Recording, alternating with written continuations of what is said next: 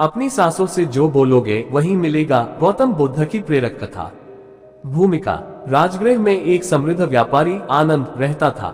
उसके पास धन, वैभव और ऐश्वर्य की कोई कमी नहीं थी, लेकिन भीतर से वह बहुत अशांत था। उसे हमेशा लगता था कि उसकी प्रार्थनाएं पूरी नहीं होती, उसका भाग्य उसके अनुकूल नहीं है और उसकी मेहनत कभी पूरी तरह रंग नहीं लाती। एक दिन उसने सुना कि गौतम बुद्ध पास के विहार में ठहरे हैं।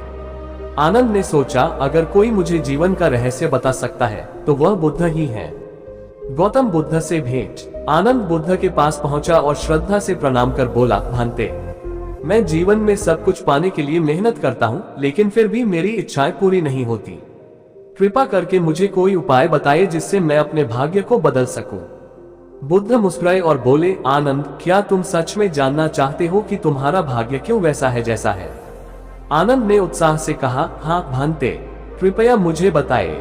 बुद्ध ने अपनी शांत वाणी में उत्तर दिया, तुम्हारी अपनी सांसें ही तुम्हारे भाग्य की रचना करती हैं। तुम जो बोलते हो, जो सोचते हो और जिस प्रकार की ऊर्जा अपने भीतर धारण करते हो, वही तुम्हें वापस मिलता है। शब्दों की शक्ति। आनंद आश्चर्यचकित हुआ और बोला, क्या मेरा भाग्य केवल मेरी बातों और विचारों से बनता है?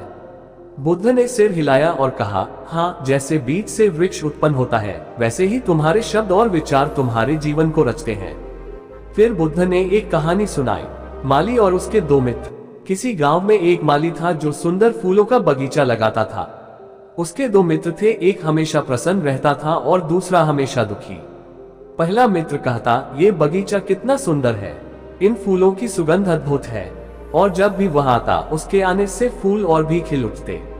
दूसरा मित्र कहता, ये बगीचा बेकार है, फूल जल्दी मुरझा जाते हैं। और सच में जब भी वह आता कुछ फूल झड़ जाते।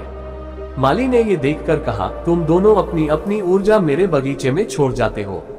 एक का आनंद फूलों को जीवन देता है और दूसरे की नकारात्मकता उन्हें मुरझा देती है। अपनी सांसों से जो बोलोगे वही मिलेगा। बुद्ध ने आनंद की ओर देखा और कहा, आनंद, तुम्हारा जीवन भी उसी बगीचे की तरह है। तुम्हारी सांसों से निकले हुए शब्द और विचार ही तुम्हारा भविष्य बनाते हैं। यदि तुम अपनी वाणी में प्रेम, करुणा और विश्वास रखोगे तो तुम्हारा भाग्य तुम्हारे अनुरूप बनेगा। लेकिन यदि तुम नकारात्मकता और संदेह रखोगे तो वही तुम्हारे जीवन में आएगा। आनंद का परिवर्तन। आनंद ने ये सुनकर प्रण लिया कि वह हर शब्द सोच समझकर बोलेगा और अपने विचारों को सकारात्मक बनाएगा। धीरे धीरे उसने देखा कि उसकी बातें बदलते ही उसका जीवन भी बदलने लगा। लोग उसकी ओर आकर्षित होने लगे, व्यापार में सफलता मिलने लगी और सबसे महत्वपूर्ण बात, वह भीतर से प्रसन्न रहने लगा। उपसंहार। ये कथा हमें ये सिखाती है कि हमारे शब्दों और विचारों की शक्ति बहुत अधिक होती है। हमारी सांसों से जो निकलता है वही हमारे जीवन में लौटकर आता है। यदि हम प्रेम, आनंद और विश्वास की बातें करेंगे तो हमारा जीवन भी वैसा ही होगा। इसलिए अपनी सांसों से वही बोलो जो तुम अपने जीवन में पाना चाहते हो। जो जैसा सोचता है वैसा ही बनता है। गौतम बुद्ध की प्रेरक कथा। भूमिका। एक समय की बात है, मगध राज्य में एक व्यक्ति सोमदत्त रहता था। वह अपने जीवन से बेहद असंतुष्ट था। उसे लगता था कि उसकी किस्मत हमेशा खराब ही रहती है। वह दूसरों की संपत्ति, सुख और सफलता देखकर जलता था और हर समय शिकायत करता रहता था। एक दिन उसने सुना कि गौतम बुद्ध पास के एक गांव में ठहरे हैं। उसने सोचा, अगर कोई मेरी समस्या का समाधान कर सकता है तो वह बुद्ध ही है। गौतम बुद्ध से प्रश्न। सोमदत्त बुद्ध के पास पहुंचा और बोला, भंते, मैं जीवन में बहुत परिश्रम करता हूं, फिर भी मुझे सफलता नहीं मिलती। मेरी किस्मत खराब है। कृपया बताएं, क्या कोई ऐसा तरीका है जिससे मैं अपनी किस्मत बदल सकूं? बुद्ध मुस्कुराए और बोले, सोमदत्त, क्या तुम सच में जानना चाहते हो कि तुम्हारी स्थिति वैसी क्यों है? सोमदत्त ने कहा, हाँ भांते, कृपया मुझे मार्ग दिखाए। बुद्ध की शिक्षा, मन की शक्ति। बुद्ध ने एक कहानी सुनाई। दो व्यापारी और रेगिस्तान। दो व्यापारी व्यापार करने के लिए एक रेगिस्तान पार कर रहे थे। रास्ते में एक दिन वे एक सूखे कुएं के पास रुके। पहला व्यापारी बोला, ये स्थान कितना भयानक है, यहाँ पानी भी नहीं है। अगर मैं यहाँ अधिक देर रहा तो मर जाऊंगा। दूसरा व्यापारी बोला, यहाँ कुआं तो सूखा है, लेकिन यदि मैं इसे गहरा खोदूं तो शायद पानी निकल आए। पहला व्यापारी वहां से चला गया और प्यास के कारण रास्ते में बेहोश हो गया। दूसरा व्यापारी कुएं की खुदाई करने लगा। कुछ ही घंटों में उसे ठंडी मीठे पानी की धारा मिल गई और उसने अपनी प्यास बुझाई। निष्कर्ष। बुद्ध ने सोमदत्त से कहा, जो जैसा सोचता है वैसा ही बनता है। पहले व्यापारी ने सोचा कि उसके लिए कोई उम्मीद नहीं है और वह हार गया। दूसरे व्यापारी ने सोचा कि समाधान संभव है और उसने सफलता प्राप्त की। सोमदत्त का बदलाव। सोमदत्त ने समझ लिया कि उसकी समस्याओं की जड़ उसके ही विचार है। उसने शिकायत करना बंद कर दिया और सकारात्मक सोचना शुरू कर दिया। धीरे धीरे उसका जीवन बदलने लगा, उसके व्यापार में वृद्धि हुई, लोग उसकी मदद करने लगे और वह भीतर से खुश रहने लगा। उपसंहार। बुद्ध की यह शिक्षा हमें सिखाती है कि हमारे विचार ही हमारा भविष्य बनाते हैं।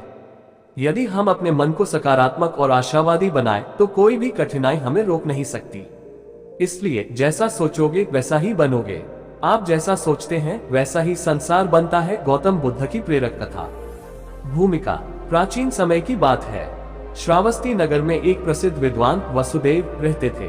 वे शास्त्रों में निपुण थे, लेकिन हमेशा दुखी और परेशान रहते थे। उन्हें लगता था कि संसार बुरा है, लोग स्वार्थी हैं और इस दुनिया में सच्चाई नहीं बची। एक दिन उन्होंने सुना कि गौतम बुद्ध पास के विहार में प्रवचन दे रहे हैं। वे बुद्ध से मिलने गए और बोले, भगवान, मैं बहुत पढ़ा लिखा हूँ, लेकिन फिर भी मुझे शांति नहीं मिलती। मुझे संसार क्रूर और अन्यायपूर्ण लगता है। कृपया बताएं, क्या ये संसार सच में ऐसा ही है? बुद्ध का उत्तर। बुद्ध ने मुस्कुराकर कहा, वसुदेव, इससे पहले कि मैं तुम्हारे प्रश्न का उत्तर दूं, मैं तुमसे एक प्रश्न पूछता हूँ। वसुदेव ने सिर हिलाया। पूछिए भांते। बुद्ध बोले, यदि कोई व्यक्ति नीले रंग का चश्मा पहन ले तो उसे दुनिया कैसी दिखाई देगी? वसुदेव बोले, उसे सब कुछ नीला ही दिखाई देगा। बुद्ध ने फिर पूछा, और यदि वह चश्मा उतार दे तो? वसुदेव बोले, फिर उसे दुनिया के असली रंग दिखाई देंगे। बुद्ध की शिक्षा। बुद्ध बोले, बस यही सत्य है वसुदेव। तुम्हारी सोच ही तुम्हारे संसार को गढ़ती है। यदि तुम अपने मन में नकारात्मकता भरोगे तो तुम्हें संसार भी बुरा लगेगा, लेकिन यदि तुम प्रेम, करुणा और अच्छाई को देखना सीख जाओ तो तुम्हें ये संसार सुंदर और शांतिपूर्ण लगेगा। इसके बाद बुद्ध ने एक कहानी सुनाई। दो यात्री और गांव। दो यात्री एक नए गांव में पहुंचे। पहले यात्री ने वहां के एक बुजुर्ग से पूछा, ये गांव कैसा है? यहाँ के लोग कैसे हैं? बुजुर्ग ने पूछा, पहले तुम ये बताओ कि तुम जिस गांव से आए हो वहां के लोग कैसे थे? पहले यात्री ने कहा, वे बहुत दुष्ट और स्वार्थी थे। बुजुर्ग बोले, ये गांव भी वैसा ही है। कुछ देर बाद दूसरा यात्री आया और उसने भी वही प्रश्न पूछा। बुजुर्ग ने फिर वही उत्तर दिया, पहले तुम बताओ कि तुम जिस गांव से आए हो वहां के लोग कैसे थे? दूसरे यात्री ने कहा, वे बहुत दयालु और मिलनसार थे। बुजुर्ग बोले, ये गांव भी वैसा ही है। निष्कर्ष। बुद्ध बोले, संसार वैसा नहीं है जैसा वह दिखता है, बल्कि वैसा है जैसा तुम सोचते हो। यदि तुम्हारी सोच नकारात्मक है तो तुम्हें चारों ओर बुराई ही दिखाई देगी, लेकिन यदि तुम्हारा मन पवित्र और शांत है तो तुम्हें संसार में अच्छाई ही अच्छाई दिखेगी। वसुदेव का परिवर्तन। वसुदेव को अपनी गलती समझ में आ गई। उन्होंने अपनी सोच को बदला और संसार में अच्छाई को देखने लगे। जल्द ही उन्हें जीवन में आनंद और शांति का अनुभव होने लगा। उपसंहार। बुद्ध की यह शिक्षा हमें ये सिखाती है कि हमारा संसार हमारी सोच का प्रतिबिंब है। यदि हम अपने विचारों को सकारात्मक बनाएं, तो संसार भी हमें सुंदर और आनंदमय प्रतीत होगा। इसलिए जैसा सोचोगे वैसा ही संसार बनेगा, जैसा कर्म करोगे वैसा ही फल मिलेगा। गौतम बुद्ध की प्रेरक कथा। भूमिका। राजगृह में एक धनी व्यापारी धीरसेन रहता था। वह बहुत चतुर और कुशल व्यापारी था, लेकिन उसका स्वभाव अत्यंत स्वार्थी था। वह केवल अपने लाभ के बारे में सोचता और दूसरों को धोखा देकर धन कमाने में विश्वास रखता था। उसे लगता था कि सिर्फ बुद्धिमान लोग ही सफल होते हैं, नैतिकता और सदाचार से कुछ हासिल नहीं होता। एक दिन उसने सुना कि गौतम बुद्ध पास के विहार में ठहरे हैं। व्यापारियों के समूह के साथ वह भी बुद्ध से मिलने पहुंचा और बोला, भंते, इस संसार में कुछ लोग परिश्रम करते हैं फिर भी गरीब रहते हैं, और कुछ लोग चालाकी से धन कमाते हैं और समृद्ध बन जाते हैं। क्या वास्तव में ईमानदारी से कर्म करने से कोई लाभ होता है? बुद्ध की शिक्षा, कर्म का प्रभाव। बुद्ध मुस्कुराए और बोले, धीरसेन, तुम्हें अपने प्रश्न का उत्तर चाहिए तो मैं तुम्हें एक कहानी सुनाता हूँ। दो किसान और बीज की शक्ति। किसी गांव में दो किसान रहते थे, राम और श्याम। दोनों को एक जैसे बीज मिले और दोनों ने अपने खेतों में उन्हें बो दिया। राम ने बड़ी श्रद्धा और धैर्य के साथ अपने खेत की देखभाल की, नियमित रूप से पानी दिया और खेत को समय समय पर निराई गुड़ाई करता रहा। श्याम ने सोचा, मैं क्यों मेहनत करूं, बीज तो वैसे भी उग ही जाएंगे। उसने खेत की कोई देखभाल नहीं की और आराम करता रहा। कुछ महीनों बाद राम के खेत में फसल लहलहा रही थी, जबकि श्याम के खेत में कुछ भी नहीं उगा। निष्कर्ष, बुद्ध ने धीरसेन से कहा, जीवन भी इसी तरह काम करता है। जो व्यक्ति सच्चे मन से श्रम करता है और अच्छे कर्म करता है, उसे देर सवेर सफलता अवश्य मिलती है। लेकिन जो केवल चालाकी और धोखे पर निर्भर रहता है, वह एक न एक दिन अपने ही जाल में फंस जाता है। धीरसेन का परिवर्तन। धीरसेन को अपनी गलती समझ में आ गई। उसने अपने व्यापार में ईमानदारी और सेवा की भावना अपनाई। धीरे धीरे लोग उसकी सच्चाई और अच्छे व्यवहार के कारण उसे अधिक सम्मान देने लगे और उसका व्यापार भी अधिक सफल होने लगा। उपसंहार। बुद्ध की यह शिक्षा हमें सिखाती है कि हम जैसा कर्म करते हैं, वैसा ही हमें फल मिलता है। यदि हम परिश्रम और ईमानदारी से अपना कार्य करें तो सफलता अवश्य मिलेगी। इसलिए सदैव अच्छे कर्म करो, क्योंकि जो जैसा बोता है वैसा ही काटता है। क्रोध को जीतने वाला सच्चा विजेता। गौतम बुद्ध की प्रेरक कथा। भूमिका। कौशाम्बी नगर में एक प्रसिद्ध योद्धा वीरसेन रहता था।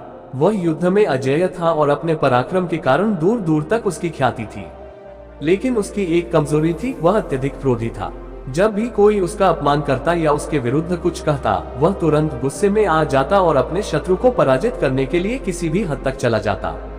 एक दिन उसने सुना कि गौतम बुद्ध पास के विहार में ठहरे हैं। नगर के कई लोग बुद्ध के प्रवचन सुनने जा रहे थे। वीरसेन ने सोचा, मैं तो पहले ही अजेय हूँ, फिर भी जरा देखता हूँ कि यह साधु मुझे क्या सिखा सकते हैं। बुद्ध से भेंट। वीरसेन बुद्ध के पास पहुंचा और बोला, भंते, मैंने अनेकों युद्ध जीते हैं। क्या आप मुझे कोई ऐसी बात बता सकते हैं जो मुझे और अधिक शक्तिशाली बना सके? बुद्ध मुस्कुराए और बोले, वीरसेन, तुमने बाहरी युद्ध तो जीत लिए, लेकिन क्या तुमने अपने भीतर के क्रोध को जीता है? वीरसेन हंसकर बोला, क्रोध तो मेरे बल का ही एक रूप है। यदि कोई मेरा अपमान करेगा तो मैं उसे दंड दूंगा, यही मेरी शक्ति है। बुद्ध बोले, तो क्या तुम सच में अजेय हो? मैं तुम्हें एक कहानी सुनाता हूँ। क्रोध और धैर्य की परीक्षा। एक बार दो संत एक गांव में गए। उनमें से एक संत बहुत धैर्यवान था और दूसरा थोड़ा अधीर। गांव के लोग पहले संत से प्रेम करते थे, लेकिन दूसरे संत पर हंसते और उसे चिढ़ाते थे। एक दिन गांव के एक उद्दंड युवक ने अधीर संत को गालियां देना शुरू कर दिया। संत क्रोधित हो गया और उसे बददुआ देने लगा। इसके विपरीत जब वही युवक धैर्यवान संत के पास गया और अपशब्द कहे, तो संत मुस्कुराकर बोला, यदि कोई तुम्हें उपहार दे और तुम उसे स्वीकार न करो तो वह उपहार किसके पास रहेगा? युवक बोला, वो तो उसी व्यक्ति के पास रहेगा जिसने दिया था। संत ने उत्तर दिया, तो मैं तुम्हारे अपशब्द क्यों स्वीकार करूं? ये तुम्हारे ही पास रहेंगे। युवक लज्जित होकर चला गया। निष्कर्ष। बुद्ध बोले, वीरसेन, सच्चा योद्धा वही है जो अपने क्रोध को जीत ले। जो व्यक्ति दूसरों के शब्दों से क्रोधित हो जाता है, वह उनकी कठपुतली बन जाता है। लेकिन जो अपने मन पर नियंत्रण रखता है, वही सच्चा विजेता है। वीरसेन का परिवर्तन। वीरसेन को अपनी भूल का एहसास हुआ। उसने प्रण लिया कि वह अपने क्रोध पर नियंत्रण रखेगा और धैर्य से काम लेगा। कुछ ही समय में उसने पाया कि उसकी निर्णय शक्ति और सम्मान पहले से कहीं अधिक बढ़ गए हैं। उपसंहार। बुद्ध की यह शिक्षा हमें सिखाती है कि सच्ची विजय बाहरी शत्रुओं पर नहीं, बल्कि अपने भीतर के क्रोध और आवेग पर विजय पाना है। इसलिए क्रोध पर विजय पाओ, क्योंकि जो स्वयं को जीत लेता है वही सच्चा विजेता है। सच्ची खुशी कहाँ मिलती है? गौतम बुद्ध की प्रेरक कथा। भूमिका। राजगृह नगर में एक धनी व्यापारी समृद्धसेन रहता था। उसके पास अपार धन संपत्ति थी, महल, घोड़े, नौकर चाकर, व्यापार के जहाज और कीमती वस्त्र। लेकिन फिर भी वह हमेशा दुखी और बेचैन रहता था। उसे लगता था कि कुछ न कुछ कमी है और वह कभी भी सच्ची खुशी का अनुभव नहीं कर पाता था। एक दिन उसने सुना कि गौतम बुद्ध पास के विहार में ठहरे हैं। नगर के लोग वहां जाकर उनकी शिक्षाएं सुन रहे थे। समृद्धसेन ने सोचा, मैं भी जाकर देखता हूं कि यह साधु मुझे सच्ची खुशी के बारे में क्या सिखा सकते हैं। बुद्ध से भेंट। वह बुद्ध के पास पहुंचा और बोला, भंते, मेरे पास सब कुछ है, फिर भी मैं खुश नहीं हूँ। मुझे सच्ची खुशी कहाँ मिलेगी? बुद्ध मुस्कुराए और बोले, समृद्धसेन, इससे पहले कि मैं तुम्हारे प्रश्न का उत्तर दूं, तुम मेरे एक प्रश्न का उत्तर दो। यदि कोई व्यक्ति एक टूटी हुई गागर में पानी भरता जाए तो क्या वह कभी पूरी तरह भर पाएगी? समृद्धसेन बोला, नहीं भांते, यदि गागर टूटी हुई है तो उसमें कितना भी पानी डालो वह कभी भरेगी नहीं। बुद्ध बोले, ठीक वैसे ही यदि तुम्हारा मन लालच और असंतोष से भरा है तो कितना भी धन संपत्ति एकत्र कर लो, तुम्हें सच्ची खुशी नहीं मिलेगी। इसके बाद बुद्ध ने उसे एक कहानी सुनाई, राजकुमार और गरीब संत। एक राजा का पुत्र राजकुमार आनंद बहुत विलासिता में पला बढ़ा। उसके पास सुंदर महल, अनगिनत नौकर और हर प्रकार की सुख सुविधाएं थी, लेकिन वह हमेशा दुखी रहता था। एक दिन उसने जंगल में एक गरीब संत को देखा। संत एक वृक्ष के नीचे ध्यान कर रहा था। उसके पास न कोई धन था, न कोई वस्त्र, फिर भी उसका चेहरा तेज से चमक रहा था। राजकुमार ने पूछा, हे संत, आपके पास कुछ भी नहीं है, फिर भी आप इतने प्रसन्न क्यों हैं? संत हंसकर बोले, क्योंकि मैंने अपनी इच्छाओं को सीमित कर लिया है। मैं जो कुछ भी पास में है उसी में संतोष करता हूँ। सच्ची खुशी वस्त्रों, धन और महलों में नहीं, बल्कि मन की शांति में है। निष्कर्ष, बुद्ध बोले, समृद्ध सेन, जो व्यक्ति अपनी इच्छाओं का अंत कर देता है और संतोष का अभ्यास करता है, वही सच्ची खुशी का अनुभव कर सकता है। सुख बाहरी वस्तुओं से नहीं, बल्कि भीतर की शांति से मिलता है। समृद्ध सेन का परिवर्तन। समृद्ध सेन को अपनी गलती समझ में आ गई। उसने अपने धन का कुछ भाग दान किया, जरूरतमंदों की सहायता करने लगा और साधारण जीवन जीने का अभ्यास करने लगा। जल्द ही उसने अनुभव किया कि उसकी बेचैनी समाप्त हो रही है और उसे सच्ची खुशी का अनुभव होने लगा। उपसंहार, बुद्ध की यह शिक्षा हमें सिखाती है कि सच्ची खुशी धन, वैभव और ऐश्वर्य में नहीं, बल्कि मन की शांति और संतोष में है। इसलिए इच्छाओं को सीमित करो, संतोष को अपनाओ और सच्ची खुशी का अनुभव करो। मन का दर्पण, गौतम बुद्ध की प्रेरक कथा। भूमिका, प्राचीन काल में श्रावस्ती नगर में एक युवक आर्यसेन रहता था। वह बहुत सुंदर था, लेकिन उसे अपनी सुंदरता पर अत्यधिक गर्व था। वह अक्सर दूसरों का मजाक उड़ाता और खुद को सबसे श्रेष्ठ समझता। उसे लगता था कि बाहरी सुंदरता ही सबसे महत्वपूर्ण चीज है और वही व्यक्ति के मूल्य को निर्धारित करती है। एक दिन उसने सुना कि गौतम बुद्ध पास के विहार में ठहरे हैं। नगरवासी वहां जाकर उनकी शिक्षाएं सुन रहे थे। आर्यसेन ने सोचा, मैं भी जाकर देखता हूं कि यह साधु मुझे क्या नया सिखा सकते हैं। बुद्ध से भेंट। आर्यसेन बुद्ध के पास पहुंचा और बोला, भंते, संसार में सबसे सुंदर चीज क्या है? बुद्ध मुस्कुराए और बोले, इसका उत्तर मैं तुम्हें एक प्रयोग के माध्यम से दूंगा। पास की झील में जाओ और अपने प्रतिबिंब को देखो, फिर आकर मुझे बताओ कि तुम्हें क्या दिखाई दिया। आर्यसेन झील के पास गया, अपनी छवि देखी और वापस आकर बोला, भंते, मैं अत्यंत सुंदर दिख रहा हूँ। मेरी त्वचा चमक रही है, मेरी आंखें तेजस्वी हैं। सचमुच ये प्रतिबिंब बहुत आकर्षक है। बुद्ध ने फिर कहा, अब इस झील के पानी को अपनी हथेली से हिलाओ और पुनः देखो। आर्यसेन ने पानी को हिलाया, लेकिन जब उसने दोबारा देखा तो उसका प्रतिबिंब धुंधला और विकृत दिखने लगा। बुद्ध की शिक्षा। बुद्ध बोले, यही सत्य है आर्यसेन। जैसे शांत जल में प्रतिबिंब स्पष्ट होता है और अशांत जल में धुंधला, वैसे ही यदि मन शांत और निर्मल हो तो व्यक्ति का वास्तविक सौंदर्य प्रकट होता है। लेकिन यदि मन अहंकार, क्रोध और द्वेष से भरा हो तो बाहरी सुंदरता का कोई मूल्य नहीं रहता। इसके बाद बुद्ध ने एक कहानी सुनाई, राजा और साधु का दर्पण। एक राजा को अपनी सुंदरता पर बहुत गर्व था। वह प्रतिदिन शीशे में स्वयं को देखकर आनंदित होता। एक दिन एक साधु उसके दरबार में आए और बोले, महाराज, मैं आपको एक जादुई दर्पण भेंट करना चाहता हूँ। राजा उत्सुक हो गया और दर्पण को देखने की इच्छा जताई। साधु ने मुस्कुराकर कहा, महाराज, ये दर्पण बाहर नहीं, आपके भीतर है। यदि आपका हृदय शुद्ध है तो संसार भी सुंदर दिखेगा, लेकिन यदि मन में अहंकार और लोभ है तो आपको स्वयं की छवि भी कुरूप लगेगी। निष्कर्ष, बुद्ध बोले, आर्यसेन, सच्चा सौंदर्य बाहरी नहीं, बल्कि मन की शुद्धता और करुणा में होता है। यदि मन शांत, निर्मल और प्रेम से भरा हो तो व्यक्ति सबसे सुंदर होता है। आर्यसेन का परिवर्तन। आर्यसेन को अपनी भूल का एहसास हुआ। उसने अपने अहंकार को त्याग दिया और दूसरों के प्रति दयालु बनने का संकल्प लिया। धीरे धीरे लोग उसकी आंतरिक सुंदरता को पहचानने लगे और उसे वास्तविक प्रेम और सम्मान प्राप्त होने लगा। उपसंहार, बुद्ध की यह शिक्षा हमें सिखाती है कि सच्ची सुंदरता शरीर में नहीं, बल्कि मन की पवित्रता, दया और करुणा में है। इसलिए बाहरी नहीं, बल्कि अपने भीतर के सौंदर्य को निखारो।